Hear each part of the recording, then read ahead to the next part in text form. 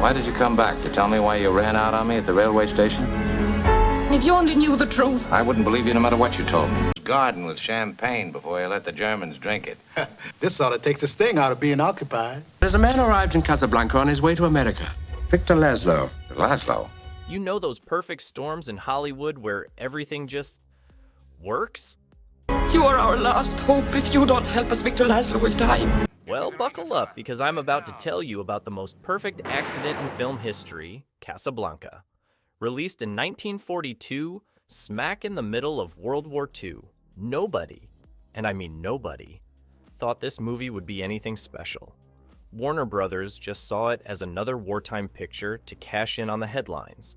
They were cranking out patriotic films left and right, and Casablanca was supposed to be just another one for the pile.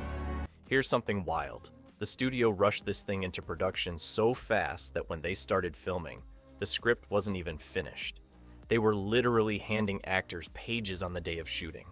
And get this, the whole thing was shot for around $878,000, which was pretty standard for Warner Brothers at the time. These days, that's about $15 million when you adjust for inflation. Basically, lunch money by modern Hollywood standards. But here's where it gets interesting. When Casablanca first hit theaters in late 1942, the reviews were, well, let's say politely mixed. The New York Times called it pretty good entertainment. Talk about faint praise. The movie did fine at the box office, nothing spectacular. It made its money back and then some, but it wasn't exactly setting the world on fire.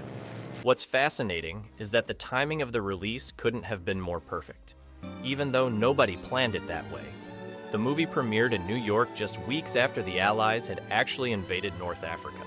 Suddenly, this fictional story about refugees and resistance in Morocco was playing while real American troops were landing there. You couldn't buy that kind of publicity if you tried.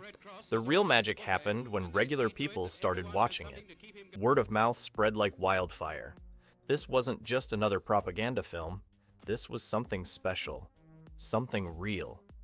By the time the Academy Awards rolled around in 1944, Casablanca snagged 8 nominations and took home 3 big ones: Best Picture, Best Director, and Best Adapted Screenplay.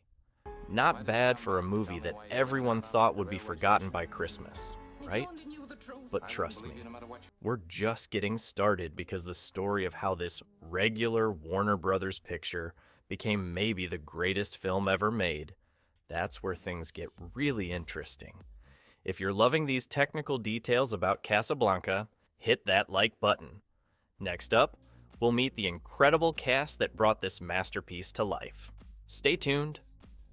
Let's talk about why Casablanca looks so darn good, even after 80+ years. The whole movie was shot on Warner Bros. Sound stages, and they turned that limitation into pure magic. The film's cinematographer, Arthur Edison, was already a legend. He'd shot Frankenstein and The Maltese Falcon, but what he did with Casablanca was next level. Ever notice how the shadows in Rick's Cafe tell their own story? That wasn't just style. It was clever problem solving. They couldn't afford fancy sets, so Edison used shadows and lighting to create depth and mystery. Those ceiling shots in the cafe, nobody was doing that back then. They had to cut holes in the soundstage roof to make those shots work, but man, was it worth it. The way they filmed Ingrid Bergman is practically a masterclass in itself. Edison always lit her from her best side and used gauze filters to give her that ethereal glow. Fun fact, they even tilted the camera slightly up when filming her close-ups to make her look more angelic. It became a technique that countless films copied afterward. The film's sound design was revolutionary for its time. The way they layered the noise of the cafe, the music, the chatter, the clinking glasses, created this incredibly immersive atmosphere. They actually recorded different language conversations separately and mixed them together to create that authentic international feel. The famous Paris flashback sequence? That was shot using a special technique with rain and mist to create a dreamy, romantic quality. They used a combination of fine water spray and backlighting to achieve that nostalgic glow that makes those scenes feel like memories rather than just flashbacks. The set design might look simple, but it's incredibly clever. Rick's Cafe feels lived in and real because they packed it with details. All those extras in the background? Most were actual European refugees who'd fled to Hollywood, speaking their native languages in the background scenes. That's not something you could fake. The costume design deserves special mention, too. Notice how Rick's white dinner jacket stands out in every scene? That was intentional. They wanted him to be the focal point, even in crowded shots. Meanwhile, Ilsa's wardrobe gets progressively darker as the film goes on, reflecting the growing complexity of her situation. The famous fog in the finale wasn't just for drama, it was hiding the fact that the airport was basically a plywood set with a small cardboard plane. The whole scene was shot on a soundstage, and that mysterious fog was created with mineral oil sprayed into the air. The plane in the background? It was actually a small wooden model, and those guys working around it were midgets, making the model look bigger than it was. And here's something cool.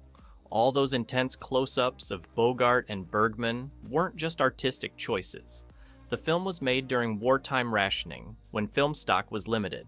Close-ups used less film than wide shots, so they had to get creative with how they told the story. Those intimate shots between Rick and Ilsa? They're partly there because they had to save film. Every technical choice in Casablanca came from a mix of necessity and innovation. They didn't have a huge budget or fancy equipment, but what they did have was creativity and craftsmanship. And somehow, all those limitations helped create a visual style that still influences filmmakers today. Let's talk about the cast that made magic happen. Humphrey Bogart as Rick? He wasn't even the first choice, or the second, or third. The studio wanted Ronald Reagan. Yeah, that Ronald Reagan, or George Raft. But Bogart stepped in and completely reinvented himself. Before Casablanca, he was mostly playing gangsters and tough guys. This was his first romantic lead, and he knocked it out of the park. Ingrid Bergman as Ilsa was absolute perfection. But here's the thing. She was actually kinda miserable during filming. Why? Because she had no idea how the movie would end. Remember that unfinished script I mentioned? Bergman kept asking the directors whether Ilsa would end up with Rick or Victor, and they honestly didn't know. So she played every scene with both possibilities in mind, which accidentally created that perfect sense of uncertainty her character needed. The way Bogart played Rick was revolutionary for its time. Instead of the typical macho hero, he created this complex character full of contradictions. Watch how he shifts from cynical businessman to passionate lover to noble hero, sometimes all in the same scene. His performance was so nuanced that it completely changed how leading men could act in Hollywood. Paul Henreid as Victor Laszlo had possibly the toughest job in the movie. He had to make a genuinely good guy interesting enough that audiences would believe Ilsa might choose him over Rick. The way he carries himself throughout the film, dignified but human, makes the ending actually work. Then there's Claude Rains as Captain Renault. This guy steals every scene he's in with perfect timing. That line about being shocked to find that gambling is going on in here while pocketing his winnings, pure gold. Rains made corruption look charming, which isn't easy to pull off. Dooley Wilson, who played Sam, couldn't actually play the piano. He was a drummer. All his piano scenes were mimed to recordings made by a real pianist. But his rendition of As Time Goes By is so genuine and heartfelt that nobody cared about the technical stuff. Sidney Greenstreet and Peter Lorre bring their A-game to even tiny scenes. Watch their one scene together. It's like a masterclass in character acting. These guys could communicate volumes with just a look or a gesture. The supporting cast was incredible because they were basically playing themselves. Most of them were European refugees who'd fled the Nazis. Peter Lorre, who plays Ugarte, had escaped from Nazi Germany. Conrad Veidt, who plays the Nazi Major Strasser, was actually a German actor who'd fled Germany because he was anti-Nazi. He often played Nazis in Hollywood because he wanted to make them look as evil as possible. And those famous scenes? Like when the German officers start singing Die Wacht am Rhein and Victor Laszlo leads everyone in singing La Marseillaise? Many of the extras were crying real tears because they were actual refugees who'd lived through Nazi occupation. That's not acting. That's real emotion right there. The chemistry between Bogart and Bergman feels so natural. But here's the kicker. They hardly spoke to each other off camera. Their magic was purely professional, which makes it even more impressive. And that famous last scene at the airport? They shot it in a studio, and Bergman was wearing a box to stand on because she was actually taller than Bogart. In the end, this unlikely group of actors, American tough guy, Swedish beauty, British character actor, and real European refugees, came together to create something unforgettable. They weren't just acting out a love story, they were telling the story of a world in crisis, and many of them had lived it themselves. Here's something most people don't know. Casablanca actually has a few different versions floating around. The original cut was a bit longer, with some extra scenes between Rick and Ilsa that got trimmed for pacing. But unlike a lot of classic films, there wasn't some drastically different version locked away in a vault. What you see today is pretty much what audiences saw in 1942. The way people watched Casablanca changed completely over time. When it first came out, people saw it as a topical war movie. Good entertainment, but nothing special. Then something interesting happened. As the years went by, people started noticing all these layers they'd missed before. The political stuff, the moral choices, the way it dealt with sacrifice and duty. It all started hitting different. Critics who originally gave it lukewarm reviews started changing their tune. By the 1950s, the film was already being called a classic. The French film critics, who were super picky, absolutely loved it. They saw all these deeper themes about moral choices and personal sacrifice that American critics had kind of glossed over. Want some fun trivia? The famous line, "Play it again, Sam," is never actually said in the movie. Ingrid Bergman says, "Play it, Sam," and Bogart says, "You played it for her, you can play it for me." But nobody ever says the complete phrase that everyone quotes. The movie's got tons of little details you might miss on first viewing, like how Rick never drinks with his customers except twice, both times with Ilsa, or how Captain Renault always wears his medal on the wrong side, showing his disrespect for authority.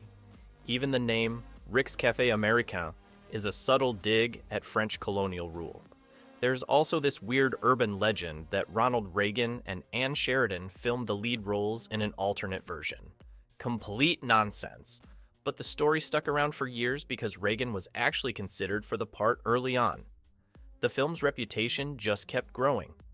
By the 1970s, film schools were teaching it as a perfect example of Hollywood storytelling. Critics started ranking it among the greatest films ever made. The American Film Institute put it at number 3 on their list of greatest American movies, right behind Citizen Kane and The Godfather. What's really interesting is how different generations find different things to love about it. In the 40s, it was about the war. In the 60s, people connected with its cynicism to idealism arc. Today, folks are drawn to its themes about refugees and moral choices in difficult times. The movie somehow manages to feel relevant no matter when you watch it. Fascinated by these legendary performances? Hit subscribe to discover more untold stories from Hollywood's golden age. Up next, we'll explore how Casablanca evolved from a simple wartime drama into one of cinema's greatest treasures.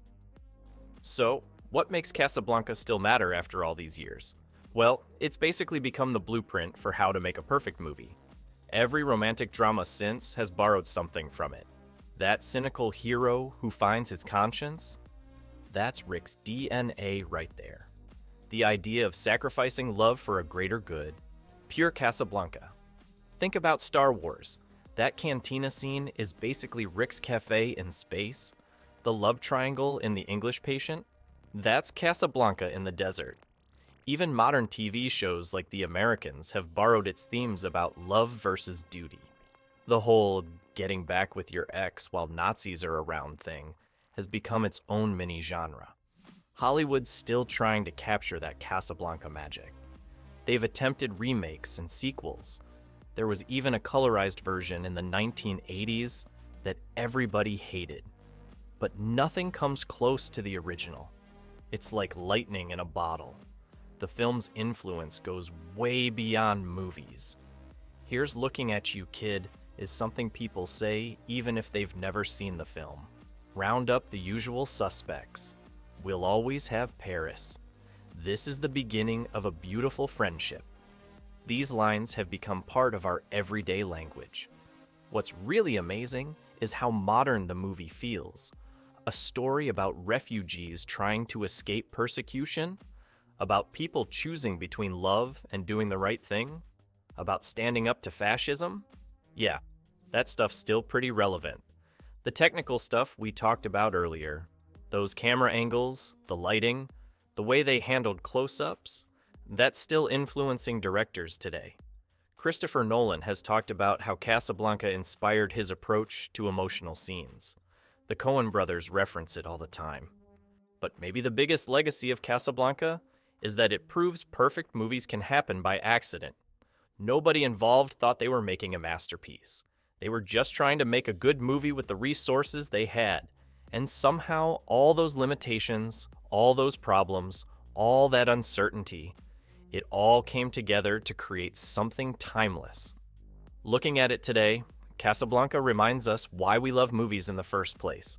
It's got romance, action, humor, politics, morality, but most importantly, it's got heart. In a world of franchises and focus groups, it shows that sometimes the best stories are the ones that just happen naturally.